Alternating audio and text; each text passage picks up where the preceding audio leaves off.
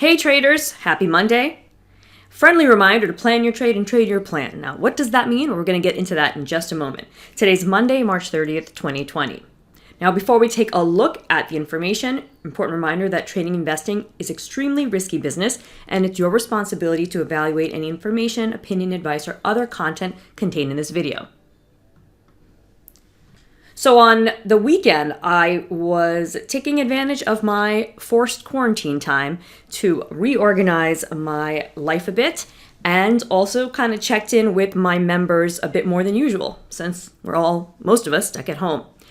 And I put this puzzle out, okay? So this is a puzzle that's out on the internet. It is not my own creation. I did, however, directly relate it to observing details in your trading and wanted to make a point and show you how there are specific steps that we should always be taking to get the most out of our trades. So let's take a look at this puzzle here. Okay, we're supposed to basically apply algebra, figure out what each element stands for, and then figure out the last row. So the first thing to do is observe the data. Okay, kind of take it all in and then see what jumps out to you as elements that you can deploy. So when you go on to identify the elements, just like we would in your trading, okay, you'd open up a chart and then you'd kind of zoom in to the different pieces of it. Same thing here. Let's start with the top row.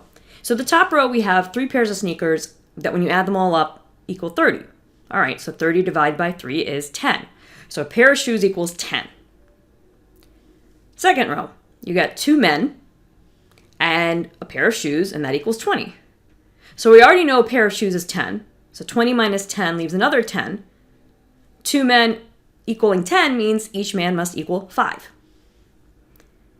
Then in the third row, we have this value of 13 comprised of 1 man and 2 pairs of straps or laces, depends how you look at them.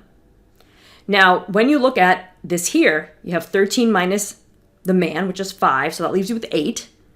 And then 8 divided by these 2 pairs of straps. So each pair of straps is 4.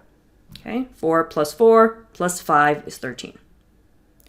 All right, so that's identifying elements, and that would be comparable to looking in to see what the RSI power zones are doing, looking in to see if there are any Gann patterns present, looking in to see what forecasting techniques are telling you, okay? Looking at any of the elements of your plan that you rely on, that you have confidence that work for you, and letting them tell you what is going on in the market.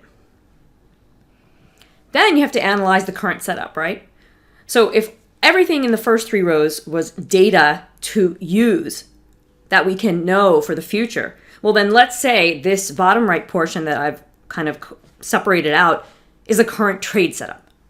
Well, we already know a pair of shoes is 10, a man is 5, and a pair of straps is 4, right? That's our reference over on the left side. And I even kept the original large picture for reference on the bottom left. So when you go through these one piece at a time, before actually trying to do any math, you have to figure out what each symbol stands for. Now, when you look at the shoe on the left, if you look at it really fast, you might think it's a pair of shoes. It's not. It's 1 shoe. And remember, we had that a pair of shoes is 10, so 1 shoe is 5. Then you look at the man in the middle. All right, you think it's 5. Well, take a closer look. The man himself is 5, but he is wearing a pair of shoes. That makes 10. And he's holding a pair of straps. That makes 4. So when you add 5, 10, and 14, that gives you a 19 total for everything depicted by the man in the bottom row of the puzzle. Then you look really fast maybe at the information after the multiplication sign. You say, okay, there's a pair of straps. No, it's not a pair, it's 1 strap. Okay? This is very akin to, and it happens to me too, when you look at the charts too fast, you might, for example, think you see a bearish divergence, but it's not a divergence. You have to go in and look at the values on the RSI to really confirm that it is. Okay? So this is a reminder to make sure you're not really glazing over things and looking quickly because you're in a rush to put on a trade.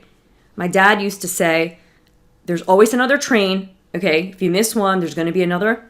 Same thing with trading. So now what do you do with all this information? Okay, you've analyzed the current setup. Then what? You follow your rules. So at the top in the circle is us applying the rules of math. And depending upon what part of the world you studied math in, you either know this as PEMDAS or BODMAS. Now, that tells you that multiplication and division come before addition and subtraction. So even though there are no parentheses here to focus you in on that, you know that you have to take whatever the man's value is, which we've determined as 19, and multiply that by the strap, the one strap, which is 2. That gives you 38.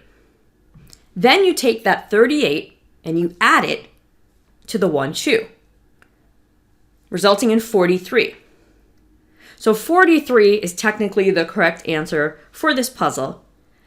I agree with some of my traders who are members of mine and responded in our private Facebook group about the man holding straps and whether he's really holding one strap or a pair in each hand. I totally get it.